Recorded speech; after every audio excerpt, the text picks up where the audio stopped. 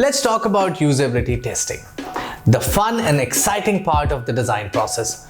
For all you newbies in the design world, usability testing is like a treasure hunt for problems in your product.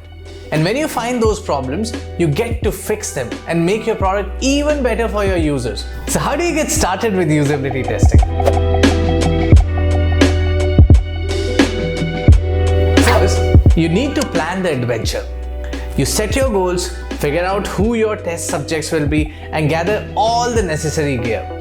Then you go recruit some brave testers, give them a quick rundown of the testing process, and let the fun begin. Once the testing starts, you get to play host, you greet your testers, make them feel at home, ask them questions, and send them on their way. But don't worry, the real fun is just getting started. You get to listen, observe, record everything that happens during the testing. If things start to get a little wild, just reel them back in and make sure you're capturing all the juicy details with voice and video recordings. After the testing is done, you get to ask your testers for their thoughts and feelings about the product. And finally, it's time to write up your findings in a detailed report that you can share with all the important people.